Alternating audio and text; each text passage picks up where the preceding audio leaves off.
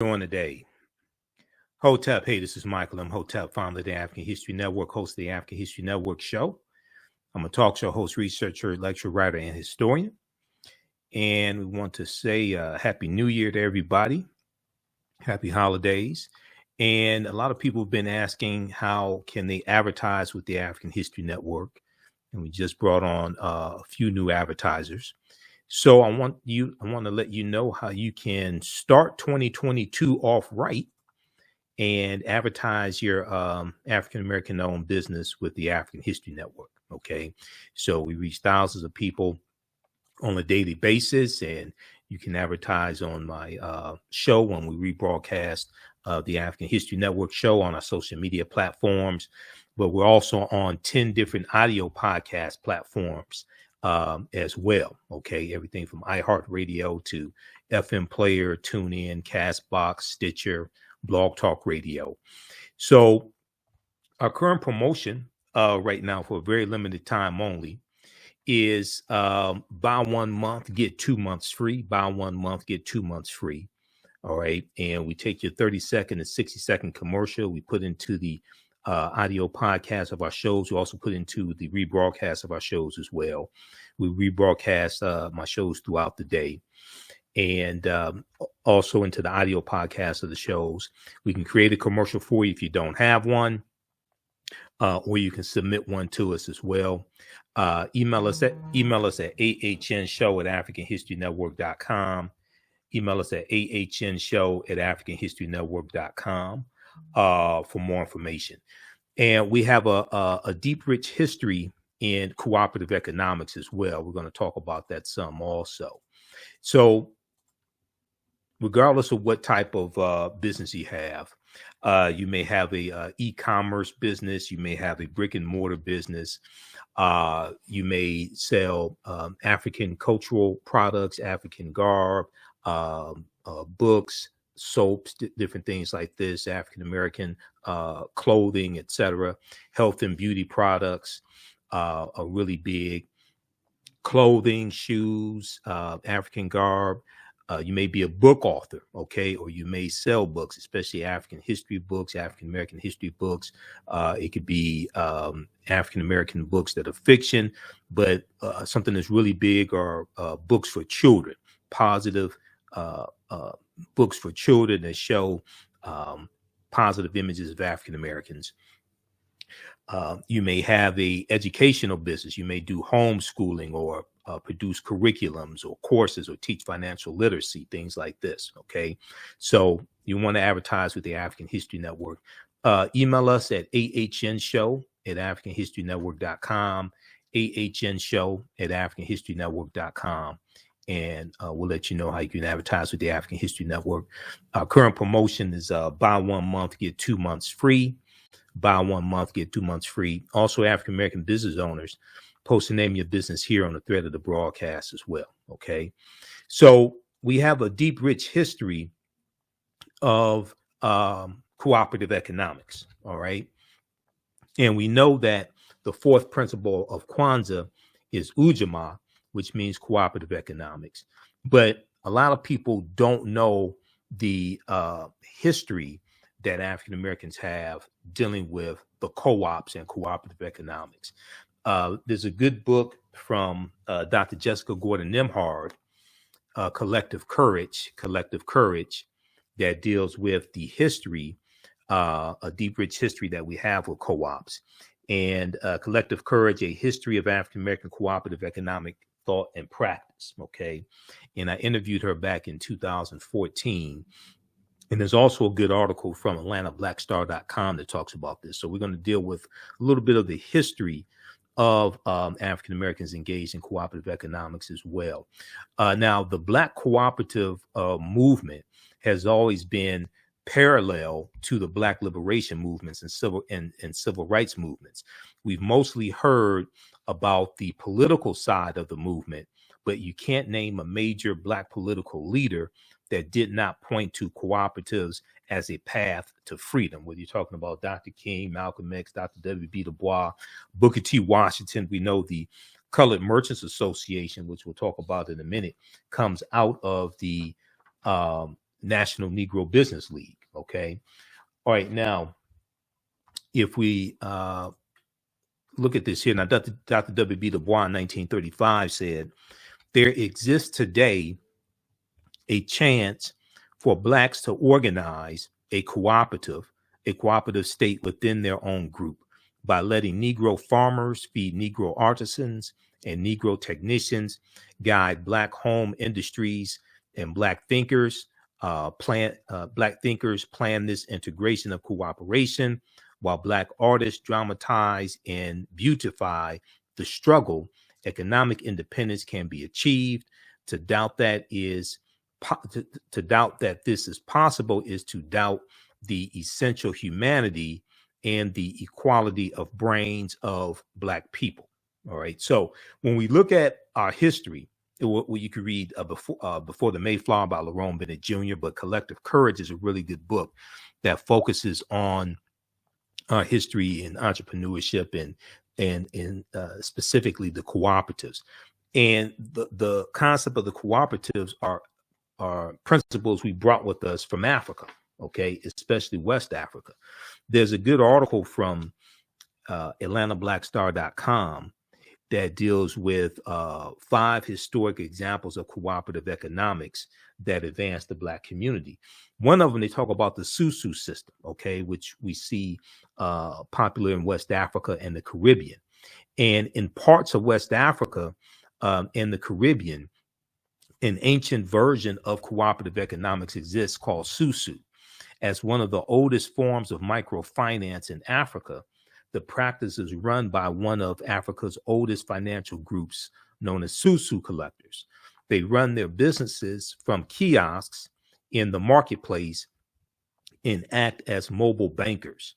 Clients make low but regular deposits on a daily or weekly basis over the course of a month into a Susu account. At the end of this period, the Susu collector returns the accumulated savings to the client, but keeps one day's savings as commission. Now, Susu collectors may also provide advances to their clients or rotate the accumulated deposits of a group between individual members. Today, Susu collectors provide many West Africans who would otherwise be denied credit with access to money they need to start up small venture projects that in many cases benefit the community as a whole. In the United States, Black immigrants from the Caribbean have enjoyed one of the highest economic growth rates using a form of the Susu and leveraging this practice to establish successful credit unions. And a credit union is one of the most well-known forms of a co-op, because with the credit unions, the people who have accounts with the credit unions are also owners. They're part owners of it as well. All right. Now, African-American business owners, post the name of your business here on the thread of the broadcast, and we'll let you know how you can advertise with the African History Network. We have low-cost ways to help you market your business and reach thousands of new customers each week. And our current promotion is buy 1 month, get 2 months free. Okay, buy 1 month, get 2 months free. That's only for a limited time only while we have inventory, while we have space available. And I can create a commercial for you. If you don't have one, we take your 30-second to 60-second commercial, put it into the rebroadcast of my shows. My shows on Monday through Friday, 11 p.m., normally 11 p.m. to midnight Eastern Standard Time, and we rebroadcast the shows throughout the day. And then also on Sundays, 9 p.m. to 11 p.m. Eastern Standard Time as well. So your commercial will be in the rebroadcast of our shows, but also in the audio podcast of our shows, also on 10 different audio podcast platforms, including Facebook podcasts. So they get uploaded. The audio podcast gets uploaded to our Facebook fan page here, the African History Network. We're on iHeartRadio, Castbox, FM Player, TuneIn, Blog Talk Radio, iTunes, Stitcher, a number of different audio podcast platforms as well. So email us at ahnshow@africanhistorynetwork.com, ahnshow@africanhistorynetwork.com, and we'll let you know how you can advertise with the African History Network. We can get your business up and running today. All right, now if we look some more at the co-ops in our history of cooperative economics, and it may be a co-op that you want to promote. Your business may sell African jewelry. You may have a fitness website, maybe a personal trainer, or sell fitness equipment. It may be an event coming up that you want to promote, a conference, seminars, etc. You definitely want to advertise with the African History Network. But when we look at some more at our history with cooperative economics, one of the early co-ops was the Free African Society. The Free African Society, founded in 1787 by Richard Allen and Absalom Jones. Okay, and oftentimes, if you go to business school, and I graduated from Wayne State's business school back in the 1990s, we learned, white business principles, but we didn't learn about the co-ops. Now, I was studying African history at the same time and reading Dr. Jawanza Kajufu, Black Economics, and studying some other information. But in our classes, we didn't learn really about the co-ops and the deep, rich history that African Americans have in cooperative economics. Also, we were taught white business principles. Now, in 1787, Richard Allen and Absalom Jones, who were prominent African American ministers in Philadelphia, Pennsylvania, formed the Free African Society. Now, this is 1787, and we're using the term African. They formed the Free African Society of Philadelphia, which is a mutual aid and religious organization. And this is another type of co-op that we had. And there were cooperatives that we had that were designed to raise money to buy people out of slavery. Okay, there were cooperatives that we had that raised money to bury people when they died. Now, the organization, the Free African Society, functioned as both a mutual aid society and a club, where members of Philadelphia's African American elite could socialize and forge business relationships with one another. Now, by 1794, the society had become large enough to accomplish its original goal when members built their own house of worship. It was called St. Thomas African Episcopal Church. Now, in addition to the church providing assistance to the sick and widowed, and the Free African Society providing assistance to the sick and widowed and orphaned members of Philadelphia's African American community, the Free African Society also extended its help to the city at large. The society's most famous contribution to the city of Philadelphia was the help members provided during the yellow fever epidemic in 1793, which killed thousands of Philadelphians. Now, blackpast.org has some really good information there dealing with the Free African Society. Okay, and this is one of the institutions that we put in place to help empower African Americans and help fight against white supremacy and racism. So we have a deep, rich history of this and leveraging our economics to push our agendas and even push political agendas also. All right, now another example of co-ops that we had. Now, this is the Colored Merchants Association. This is this is one of my favorite ones because this came out of the Negro Business League, the National Negro Business League, the Colored Merchants Association. And this was, you see Booker T. Washington there in the middle, in the front row. And this was designed to help African American grocery store owners better compete against the white chain stores, the Kresge's and A&P's, Woolworth, things like this. Okay, so in 1928, the National Negro Business League of Montgomery, Alabama, established the Colored Merchants Association, the CMA, the Colored Merchants Association, which was a cooperative organization of African American grocery stores. And one of the most popular types of businesses that we owned back at this time, late 1880s, 1890s, early 1900s, were grocery stores, but then also funeral homes and life insurance companies. Okay, because you have to eat, you're gonna die, and you're going to need some life insurance, burial insurance, etc. Okay, so this, or the Colored Merchants Association, which is really not talked about a lot, came out of the National Negro Business League, which was founded by Booker T. Washington in 1900. And so the National Negro Business League established the Colored Merchants Association, the CMA, which was a cooperative organization of African American grocery stores. The purpose of the organization was to reduce the operating costs of Black retailers through mutual support.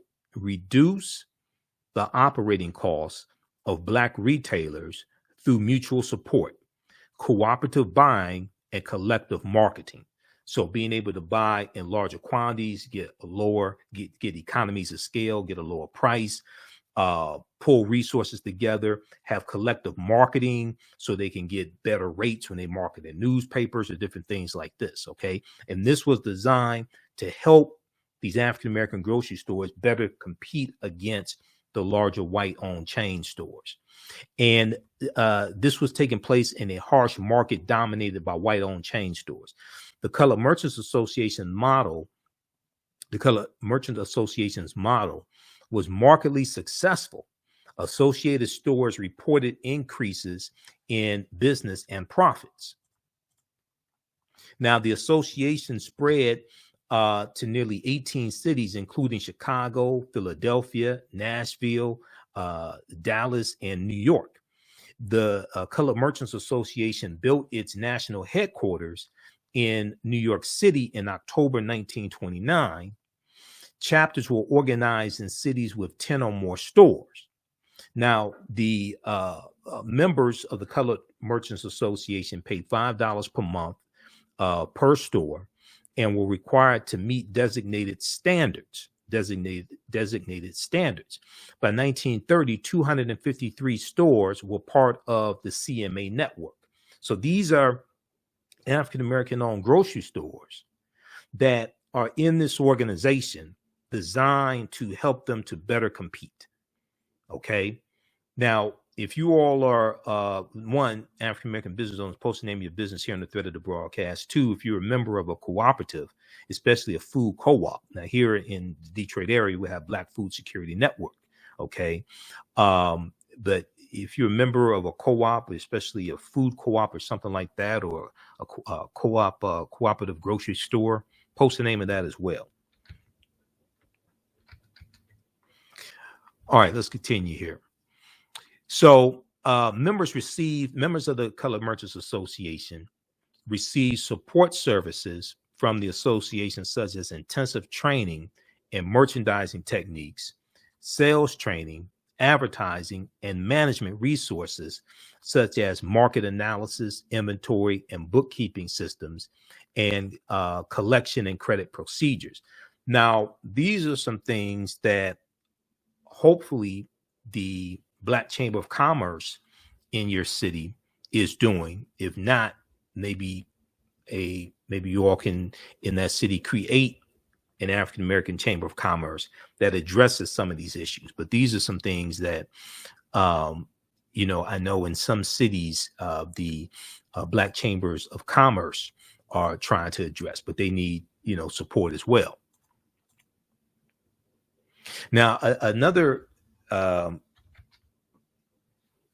cooperative, and this was probably one of the largest ones. This one, the Colored Farmers National Alliance and Cooperative Union, founded in 1886 in Texas. This one grew to about 1.2 million members. Okay, this one grew to about 1.2 million members. And when I get to there's a good article from Vice.com that deals with how Black co-ops can fight institutional racism, because this is how one of the ways historically, economically, we fought against white supremacy and racism through the cooperatives. And largely, this has been something that has not been taught in our history. And a lot of, African Americans go to business schools, they go to white business schools, predominantly white institutions, or they may go to business schools at some HBCUs and learn white business principles and don't learn this type of information. Okay. So what happens is a lot of these co-ops had to disband because they got threats from white people. They got threats from white supremacists. Members were attacked, beaten, killed, etc. So a lot of these co-ops had to disband just to save people's lives. Okay. Now, the Colored Farmers National Alliance and Cooperative Union, the CFACU, was founded in 1886 and in Texas. Now, despite the fact that both African American and white farmers faced great difficulties, due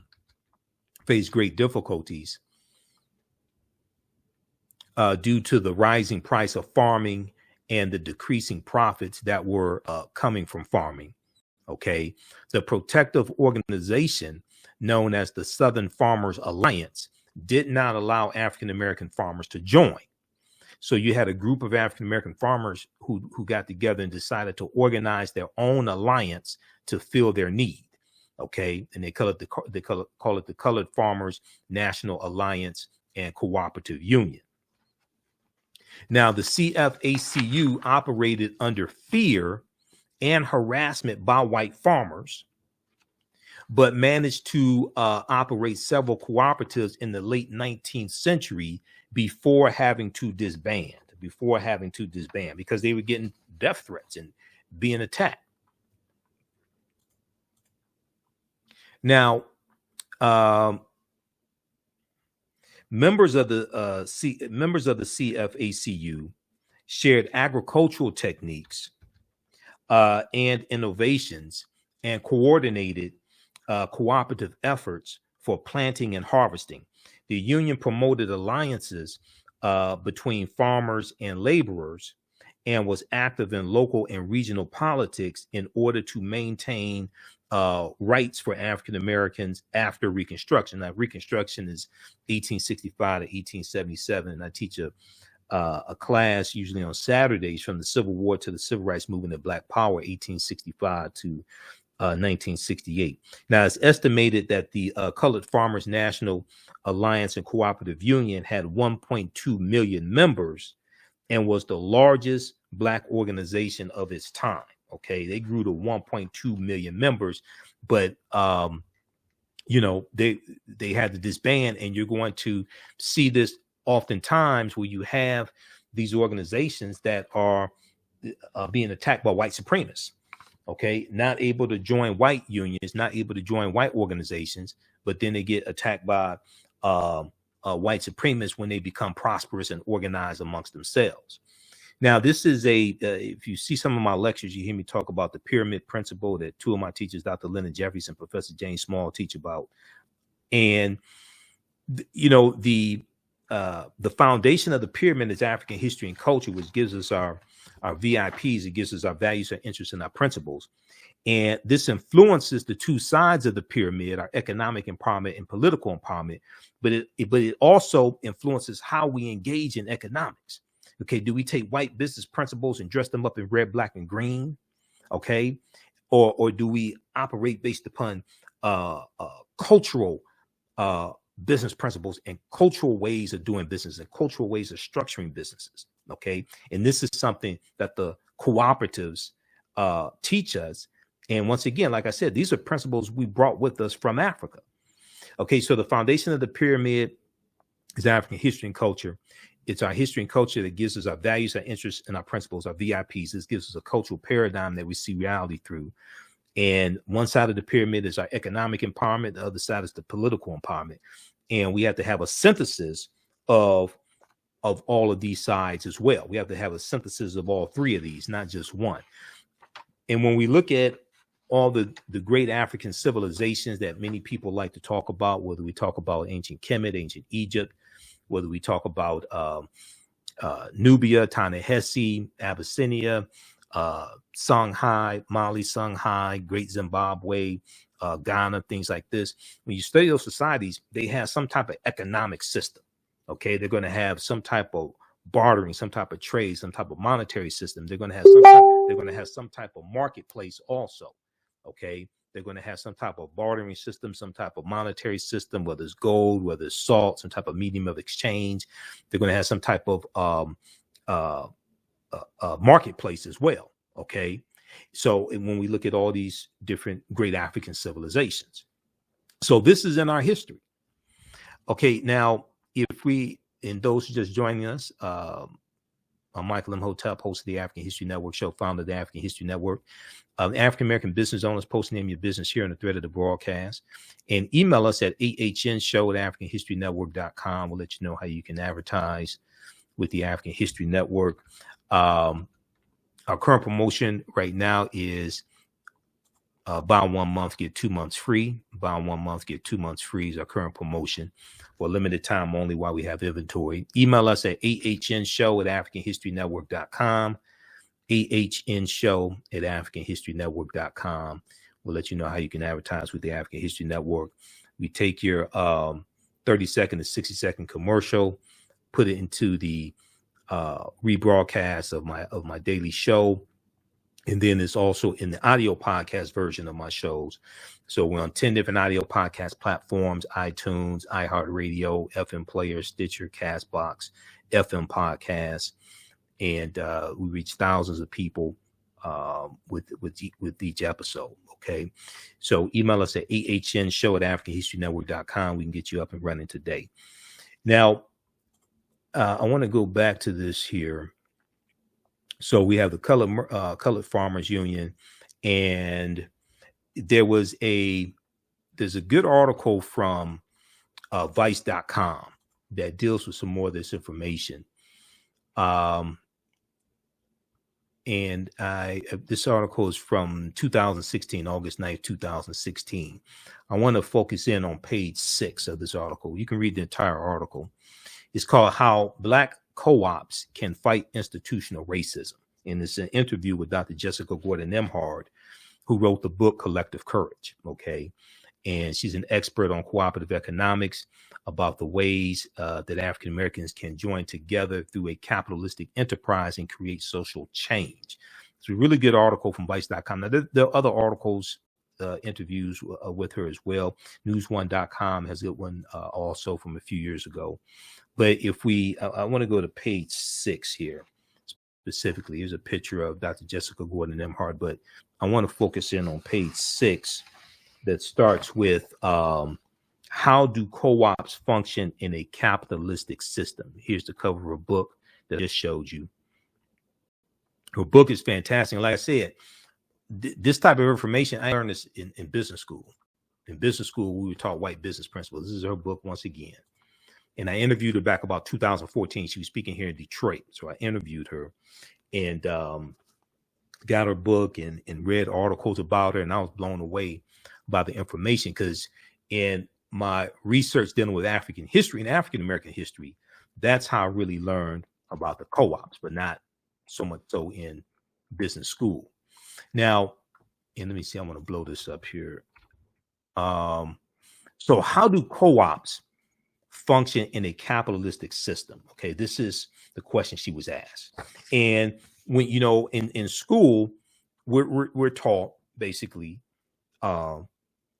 white capitalism, but we're not taught about how the ways that African Americans historically fought against that, and how a lot of our businesses were either structured as co-ops or belonged to co-ops. So she said, we have examples all over the world, and sometimes how that looks is it's a small enterprise that allows smaller individuals to compete. It's a small enterprise that allows smaller individuals to compete. She said, take a group like Land of Lakes, which is one of our largest agricultural corporations. She said it is actually a cooperative of dairy farmers that all own Land of Lakes together equally. And Land of Lakes buys its milk and products, all the dairy and Land of Lakes buys its milk and produces all the dairy products. So the co-op has factories, does all the production, does all the manufacturing, handles the business side, that frees the farmers up to do their dairy farming, knowing that they have a market. okay, that frees the farmers up to do their dairy farming, knowing that they have a market. And when you look at the co-ops, especially from an African American perspective, you see them implementing Ujima, the third principle of Kwanzaa, the third principle of the Nguzo Saba, collective working responsibility. Now, individually, they wouldn't be able to afford a production plant or afford all of the advertising individually, but owning it all together, the individual farmers can now afford to compete. All right. So she was asked, what role has cooperative economics played in Black communities in the U.S.? Okay, Dr. Jessica Gordon Nemhard said African Americans have engaged in some form of collective economics throughout our entire history in America. And you look at the Free African Society, there are numerous examples of this. Okay, oftentimes we're not taught to focus on that and like connect all of this together. Okay, but there are numerous examples of this. Now, she says sometimes it was tilling kitchen gardens on Sundays when we were not working as enslaved people and sharing the produce. Sometimes it was putting in dues to bury loved ones. Okay, because and you're going to have the mutual aid societies and the benevolent societies that are going to raise money to bury African Americans who have died and they didn't have life insurance, things like this. Now, by the 1700s, 1800s, we had more formalized systems of collective economics that were more enterprise driven, like insurance companies and collective farming. Eventually, we had collective grocery stores, credit unions, and healthcare. Europeans eventually recognized the model around 1844, and it formally came to the U.S. It formally came to the U.S. African Americans then started forming official co-ops in the 1860s and 1870s. By the 1880s, labor unions were actually helping workers to start their own co-ops, and African Americans were involved in that too. And we know that labor unions are going to become really big after slavery ends, like the National Labor Union founded in 1866, American Federation of Labor founded in the 1870s, right around 1875. And a lot of these labor unions that white people are founding are designed to lock African Americans out of the skilled trades, because there are at least 262 skills, trades, and crafts that we had in this country from 1619 to 1865. Okay, so as long as we were doing those jobs for free, it was okay. But after slavery ends, now we can compete for these jobs, and this is something that the Freedmen's Bureau, the U.S. Freedmen of Refugees, the U.S. Bureau of Freedmen, Refugees, and Abandoned Lands, the Freedmen's Bureau. One of the things that the Freedmen's Bureau was doing was helping African Americans negotiate labor contracts, okay, after slavery ends. So it becomes a problem because our skill set was as good as many white men, in many cases better, okay, because we would have had a monopoly on the skilled trades during slavery. Okay, now that we can compete for wages, now it's a problem. Now, by the 1880s, labor unions were actually helping workers to start their own co-ops, and African Americans were involved in that too. And we know that the Industrial Revolution that starts in the 1790s in Manchester, England, we know the Industrial Revolution is going to cause the need for organized labor. Okay, and these are the labor unions also that were fighting for better working conditions for white people, especially white people working in the factories, because the factories were unsanitary. They didn't have the 8-day, they didn't have the 5-day work week. They didn't have the 8-hour work day. You didn't have child labor laws, things like this. Okay, so this is something that the labor unions are going to, and the whole labor movement is going to help fight for. Now, she was asked a question, did co-ops play a role in the civil rights movement? Did cooperatives play a role in the civil rights movement? Okay. She said it was what I call a silent partner to the movement. This was done by African Americans partly to survive outside of U.S. capitalism, which was so exploitative. It was also a way to create independence and wealth so we could be more politically active. All right. So you're going to see it play a part there as well. So read the rest of this article here from vice.com. This is how Black co-ops can fight institutional racism. How Black co-ops can fight institutional racism. This is from April. This is from August 9th, 2016. Okay. And this is an interview with Dr. Jessica Gordon Nemhard. This is from August 9th, 2016 from vice.com. All right.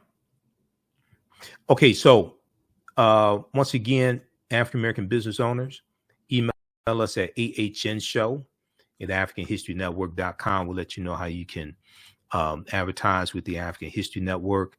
Our current promotion is buy 1 month, get 2 months free. Current promotion, buy 1 month, get 2 months free. And regardless of what type of business you have, it could be an e-commerce business and or brick or mortar store. You may sell African cultural products, African American products, African American cultural products. It could be clothing, hair products, health and beauty products as well, shoes, African garb, books, especially books for children are really big, but history books, you may have a company where you sell African history books, African American history books online, or you may have a bookstore. There could be books of fiction. You may be a book author yourself, self-help, all different types of educational books, financial literacy. Education is really big. Homeschooling. You may own a homeschool. You may have homeschool curriculum. A lot more African-American parents are homeschooling their children as well. You may teach about financial literacy. There may be events that you want to market, okay? Whether events for Dr. King Day, African-American History Month, Juneteenth, Women's History Month, etc., conferences, seminars. You may sell jewelry, African jewelry, etc. You may have fitness websites. Email us at ahnshow@africanhistorynetwork.com, ahnshow@africanhistorynetwork.com, and we'll let you know how you can advertise with the African History Network. You can also visit our website, africanhistorynetwork.com. We're on 6 days a week, basically Monday through Friday, 11 p.m. to midnight Eastern Standard Time. And then also on Sundays as well, 9 p.m. to 11 p.m. Eastern Standard Time as well. So visit our website, africanhistorynetwork.com also. Okay. All right. Look, we have to get out of here. Remember, at the African History Network, we focus on educating, empowering, and inspiring people of African descent throughout the diaspora and around the world. Hope everybody has a prosperous 2022. Okay. Happy New Year to everybody. And I'll look for your emails. Talk to you next time. Peace. Remember, right now is correct. Wrong behavior is not over till we win. Wakanda forever. And we'll talk to you next time. Mental health and well-being have long been a taboo subject in the so-called African American community. So I enlisted the help of mental health experts, thought leaders, and activists to help kill the ghost of Willie Lynch and heal from post-traumatic slave syndrome. We experience trauma a lot of times on a subconscious level. So sometimes something happens to us and we know that it's traumatizing, but we don't really recognize the extent of the trauma. Kwanzaa is coming, and the KwanzaaShop.com has all of your Kwanzaa needs. Order your Kwanzaa set today, which includes a kinara, candles, a mat, a cup, the African American flag, and a basket. Visit the KwanzaaShop.com, the KwanzaaShop.com. They have Kanara sets, which include a candle holder, candles, a mat, and a cup. Kwanzaa is December 26th through January the 1st. Add the early bird discount code for 10% off your order placed before November 28th. Visit thekwanzaashop.com and place your order today. Thekwanzaashop.com has all of your Kwanzaa needs to celebrate this African American Pan-African holiday. Thekwanzaashop.com.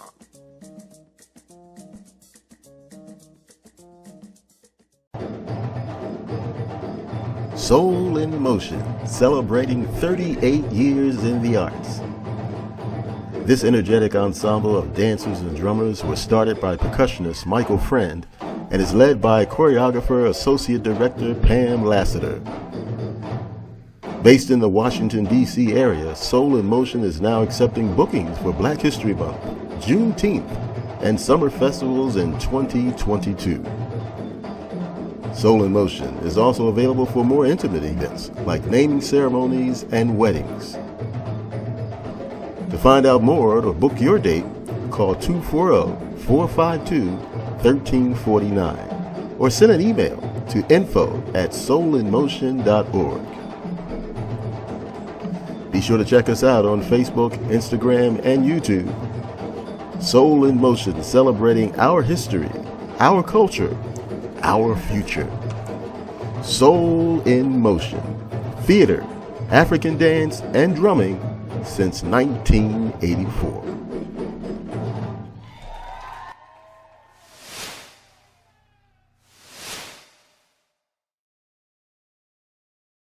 Black on Purpose Television Network.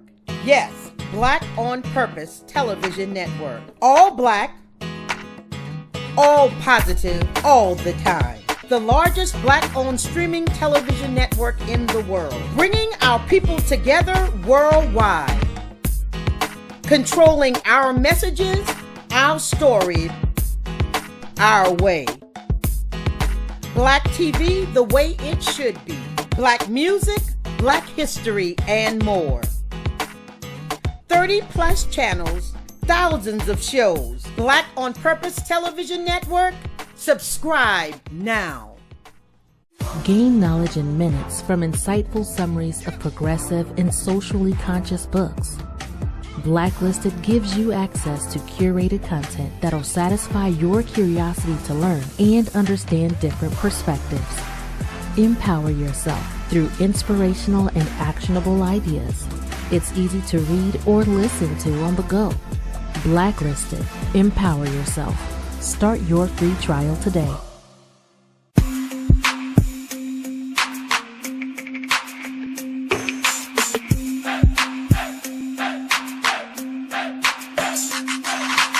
Are you getting ready for fall or winter?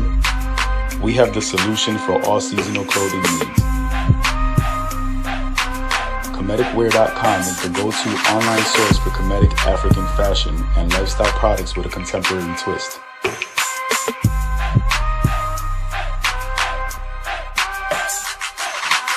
We're committed to offering unique styles reflecting our African heritage.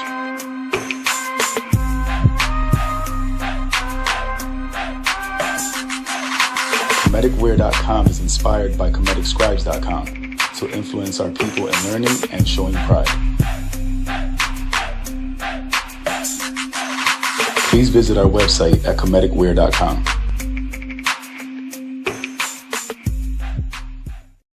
We all know the cannabis industry is headed toward an uprise in the past decade. What happens when there is a brand that brings this uprise in a blow? The cannabis industry welcomes her uprise. Hustle her hemp.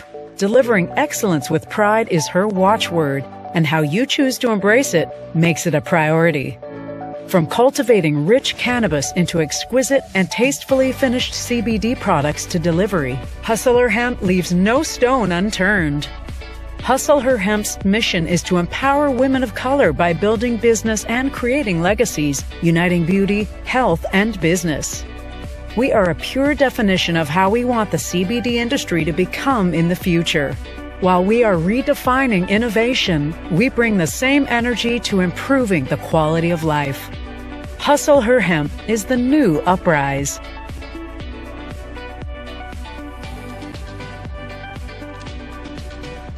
Hi, I'm Joel Wilson, President and CEO of JCW Computer Consulting LLC, a technology implementation firm with over 20 years of satisfying customers. We offer a full spectrum of industry top-tier branded services. We are an authorized partner or reseller for Lenovo, Zoom, T-Mobile, Microsoft 365 and Surface tablets, Google Workspace, Acer, Asus, Samsung, PCmatic security software, and many more. Our online store features laptops, Chromebooks, computers, printers, accessories, and software. Businesses, take advantage of our free 1-hour Zoom tech consultation and know we offer top nationwide high-speed internet service providers, voice over IP, and cellular phone services. Home users, don't miss our current in-stock Chromebook inventory.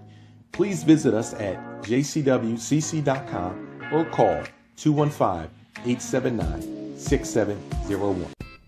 iRedify is a Black-owned digital platform that showcases Black and Brown cultures and people. The books on the platform are written by African American authors, Afro-Caribbean authors, African authors, and so much more. Kids 14 and under can read ebooks, listen to audiobooks, and complete learning activities. Kids can even write in the books digitally. Get unlimited access to everything on the platform for only $8.99 a month at iRedify.com. Sign up for your membership today. Come and travel with me to a time long ago and place far away. You will experience high adventure and excitement. You are fighting alongside an ancient army in fierce battle. Feel the exhilaration of struggle and final conquest. My name is Meninkere, and I am both a prince and a priest in one of the most advanced civilizations humans have ever produced. I want you to ride with me in my chariot as I slay the barbarians who have come to invade my land. I invite you to sit at the conference table with the great Pharaoh Taharka and his ministers as they plan intrigue and use subterfuge to outmaneuver and defeat the enemy. Come back with me to the land of your ancestors, to the beautiful land of Kemet. So open the pages of this book and begin the adventure. Find out what happens in the book Meninkere Battles the Assyrians in the Nile Valley from author Makari Jones. Get your copy today at Amazon.com.